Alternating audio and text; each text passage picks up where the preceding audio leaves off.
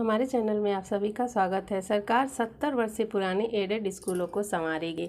तो सरकार अब 70 वर्ष पुराने एडेड स्कूलों को संवारने का फैसला किया है। माध्यमिक शिक्षा विभाग 70 वर्ष से पुराने सहायता प्राप्त स्कूलों में आधारभूत सुविधाएं उपलब्ध कराने की काम कर रहा है। इस संबंध में जिलों से स्कूलों की सूची मांगी जा रही है और कैबिनेट में प्रस्ताव भी रखा जाएगा। 15 सहायता प्राप्त स्कूलों के विनियमितीकरण का भी प्रस्ताव मांगा गया है। अभी तक 1945 के पहले के स्कूलों की सूची तैयार की जा रही थी, लेकिन अब माध्यमिक शिक्षा विभाग ने फैसला किया है कि इसके तहत 70 साल से पहले के स्कूलों को ये मदद दी जाएगी। इसमें विभाग ने स्कूल की सूची के अलावा वहां कार्यरत शिक्षकों, शिक्षणेतर कर्मचारियों समेत छात्र संख्या का ब्यौरा भी तलब किया है।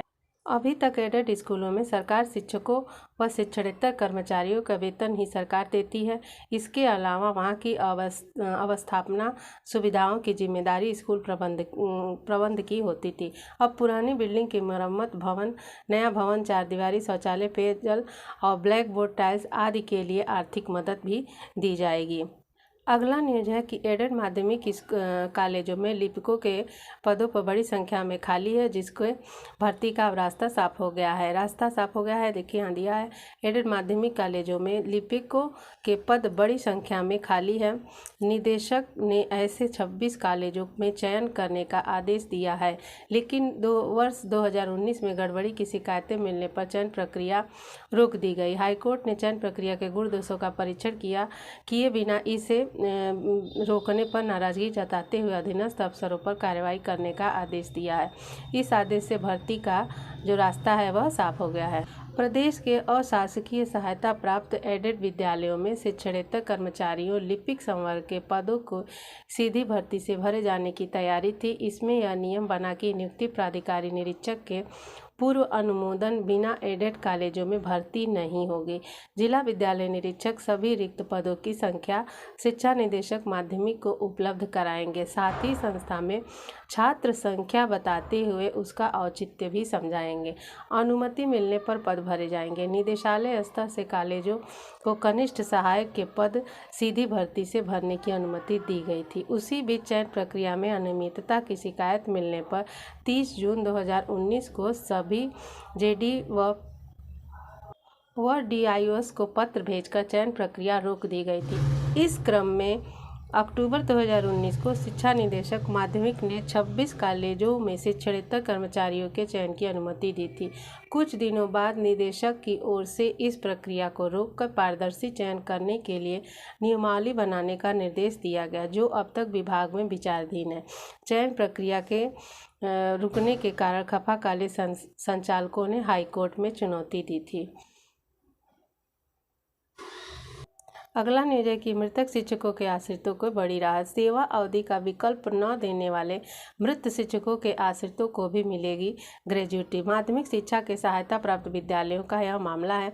माध्यमिक शिक्षा विभाग के सहायता प्राप्त विद्यालयों में सेवा अवधि का विकल्प न देने वाले मृत सहायक अध्यापक, प्रवक्ता, प्रधानाध्यापक, प्रधानाचार्य के आश्रितों को भी ग्रेजुटी का लाभ दिया जाएगा। विभाग ने इस संबंध में प्रस्ताव तैयार कर शासन को मंजूरी के लिए भेजा है।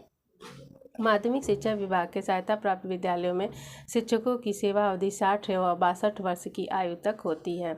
क्या दिया है, जिन शिक्षकों ने सेवा अवधि का विकल्प नहीं दिया था उनके आश्रितों को भी ग्रेजुटी देने का प्रस्ताव है। इससे सैकड़ों मृतक शिक्षकों के आश्रितों को बड़ी राहत मिलेगी। डॉक्टर दिनेश शर्मा, उप मुख्यमंत्री। विभाग का ये भी प्रस्ताव है कि विभाग ने अब प्रस्ताव तैयार किया है कि ऐसे शिक्षक जिन्होंने सेवा अवधि का विकल्प नहीं दिया था, 60 वर्ष की आयु पूरी होने से पहले ही किसी भी कारणवश मृत्यु हो गई, ऐसे शिक्षकों के आश्रितों को यह मानते हुए ग्रेजुटी का लाभ दिया जाएगा कि वे 60 वर्ष तक सेवा करते, लिहाजा उनके आश्रितों को ग्रेजुटी का लाभ दे दिया जाएगा। अच्छी न्यूज़ है, बहुत ही बढ़िया न्यूज़ है। एक भी अच्छी न्यूज़ है कि प्री प्राइमरी की आधारशिला तैयार करेंगे 140 शिक्षक। बेसिक शिक्षा विभाग जिले की 139 न्याय पंचायत व नगर क्षेत्र में एक एक अध्यापकों का होगा चयन। प्राइमरी स्कूलों में भाषा विषय पढ़ाने वाले उत्कृष्ट अध्यापकों को मिलेगी यह जिम्मेदारी। तो जो भाषा शिक्षक हैं उन्हीं को इसकी जिम्मेदारी दी जाएगी। बेसिक शिक्षा विभाग ने प्री प्राइमरी स्कूलों के संचालन को लेकर तैयारियां तेज कर दी हैं। इसके लिए जिले स्तर पर और न्याय पंचायत वार शिक्षकों को नियमित कर चिन्हित करके ट्रेंड किया जा रहा है। कक्षा 1 से 5 तक के स्कूलों में भाषा विषय के बेस्ट सहायक अध्यापकों को सबसे पहले ट्रेनिंग प्रदान की जाएगी। इसके ट्रेंड होने के बाद ऑफलाइन कार्यशाला का आयोजन कर सभी सहायक अध्यापकों को इस ट्रेनिंग से जोड़ा जाएगा। जिले में कुल 139 न्याय पंचायत और नगर क्षेत्र हैं, इस लिहाज से कुल 140 भाषा विषय के सहायक अध्यापकों को सबसे पहले चयन किया जाएगा।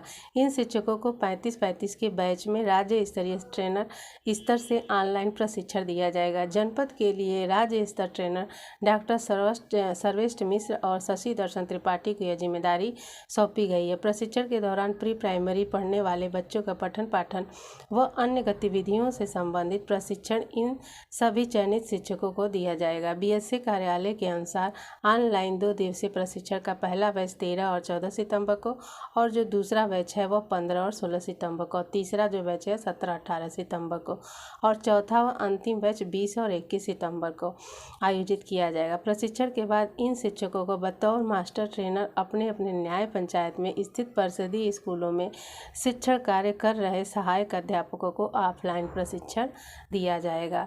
तो प्री प्राइमरी की आधारशिला तैयार करेंगे 140 शिक्षक।